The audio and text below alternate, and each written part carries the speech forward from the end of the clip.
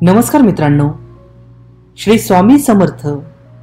मित्रांनो, आयुष्यात सर्व काही सुरळीत चालत असताना अचानक काहीतरी असं घडतं की एक वादळ येतं, आजूबाजूला धूळ पसरवतं आणि समोरून काय येत आहे हे समजत देखील नाही. कोणताच मार्ग सापडत नाही. मन आतून पराभूत होतं आणि आपण आपलं शस्त्र गाळून त्या वादळात गुदमरत असतो, गोंधळून जातो. मग मित्रांनो, अशा वेळी तुमच्या मनात अनेक प्रश्न येतात की हे वादळ थांबवायचं तरी कसं, हे संकट येण्याआधी माहीत का झालं नाही आणि आता करावं तरी काय. मित्रांनो, या सर्व तुमच्या प्रश्नांचं समाधान तुम्हाला या घटनेद्वारे नक्की भेटेल. मित्रांनो, या घटनेमध्ये एकेकाळी 2 राज्यांमध्ये युद्ध झालं. लहान राज्य घाबरलं होतं, ते हरणार हे निश्चित होतं.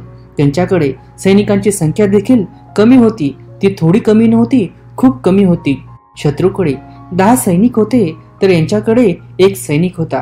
त्या राज्याच्या सेनापतींनी युद्धात जाण्यास नकार दिला, कारण विजयाची उम्मीद नव्हती. त्यामुळे राजा सेनापतींना काही बोलू शकला नाही. पण राजा मागे हटणारा नव्हता. मग तो गावात राहणाऱ्या एका महर्षींकडे गेला. त्याने आपल्या सैन्याचे नेतृत्व करण्याची विनंती केली. सेनापतींनाही आश्चर्य वाटलं. शेवटी राजाला झालं तरी काय आहे, आपण नकार दिला तर राजा महर्षीला सेनापती बनवेल का? युद्धाचा अनुभव नाही, जो कधी युद्धात गेला नाही, ज्याने युद्ध कधी केलं नाही, आणि एवढंच काय, जो युद्धाबद्दल कधी बोलला नाही. राजा त्याला युद्धावर जायला सांगत आहे. हा अत्यंत अव्यवहारिक गोष्ट आहे. पण त्या महर्षींनी ते मान्य केलं.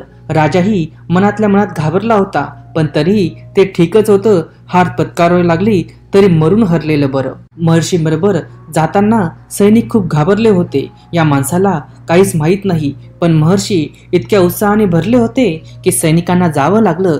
काय होतं हे पाहण्यासाठी सेनापतीही सैनिकांच्या मागे गेले. शत्रूंचा तळ होता त्यापासून थोड्या अंतरावर असलेल्या एका छोट्या मंदिरात त्या साधूंनी सर्व सैनिकांना थांबवलं आणि सांगितलं की निघण्यापूर्वी भगवंताला सांगा की आम्ही लढणार आहोत. त्यांच्याकडून आशीर्वाद घ्या आणि त्यांना विचारा तुमची इच्छा काय आहे.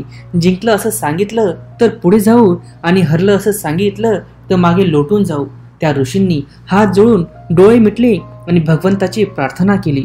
मग खिशातून 1 रुपया काढला आणि देवाला सांगितलं की हा रुपया मी वरती फेकेल, आणि तो सरळ पडला तर विजय आमचाच आहे हे समजेल आणि आम्ही पुढे जाऊ, आणि जर हा उलटा पडला तर आम्ही हरलो हे मान्य करू. आम्ही परत लोटून जाऊ आणि राजाला सांगू पराभव निश्चित आहे, ही सुद्धा ईश्वराची इच्छाच आहे. मग महर्षींनी रुपया फेकला आणि सैनिकांनी लक्षपूर्वक पाहिलं. तेजस्वी सूर्यप्रकाशात रुपया चमकला आणि खाली पडला. तो सरळ पडला होता, म्हणजे विजय निश्चित होता. त्यांनी सैनिकांना सांगितलं, आता काळजी करणं थांबवा. आता आपण हरू शकतो हा विचार विसरून जा. आता या भूमीवर तुम्हाला कोणी हरवू शकत नाही. रुपया सरळ पडला आहे. देवाचे आशीर्वाद आपल्या पाठीशी आहेत. मग काय होतं, ते सैनिक गेले, मोठ्या धैर्याने लढले. त्यांनी 7 दिवसातच शत्रूंचा पराभव केला. ते सैन्य जे आकाराने 10 पटीने मोठं होतं, त्यांना अशक्य वाटणारे युद्ध त्यांनी जिंकले होते. ते विजय परतत होते. त्या ऋषींनी मंदिरासमोर सैन्याला परत थांबवले आणि सांगितलं की थांबा, हे तेच मंदिर आहे जिथं देवाने आपल्याला जिंकण्याचा आशीर्वाद दिला होता. जाण्याआधी देवाला धन्यवाद द्या.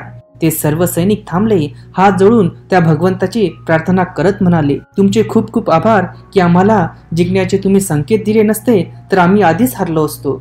तुमच्या कृपेने आणि मार्गदर्शनाने आम्ही जिंकलो. ऋषी हे सर्व पाहत होते. जेव्हा सैनिक प्रार्थना करून परतत होते तेव्हा ऋषी म्हणाले, थांबा, कमीत कमी हे नाणं पहा ज्याने आपल्या विजयाचा निर्णय घेतला. ऋषींनी ते नाणं काढून सैनिकांना दाखवलं आणि ते नाणं दोन्ही बाजूंनी सरळ होतं. त्यात कोणताही उलटा भाग नव्हता. ते दोन्ही बाजूंनी सरळ होते, उलटे पडू शकले नसते. ऋषी म्हणाले, सैनिकांनो, आता तुम्ही स्वतःला धन्यवाद द्या, कारण तुमच्या आंतरिक आत्मविश्वासाने तुम्हाला विजय केले आहे. तुम्ही उमेदने भरलेले होतात म्हणून तुम्ही जिंकलात. तुम्ही हरू शकले असते कारण तुम्ही निराश होते, हरण्याच्या भावनेने भरले होते. तुम्ही जिंकलात कारण तुम्हाला तुमच्या विजयावर विश्वास होता. जीवनातील सर्व कार्याचे यश हे आपण विजयाच्या उमेदने भरलो आहोत की पराभवाच्या विचारांनी घाबरलो आहोत यावर अवलंबून असतं. मित्रांनो, म्हणून कोणीतरी खरंच सांगितलं आहे, जर हार मानली तर उम्मीद तुमच्या कानात सांगते, अजून एकदा प्रयत्न कर. म्हणून मित्रांनो, मी परत एकदा सांगेल, आपल्या प्रेमाने, आपल्या परिवारासोबत आणि आपल्या मेहनतीने असं करून दाखवा की जगाला वाटेल करावं तुमच्यासारखं. धन्यवाद. श्री स्वामी समर्थ.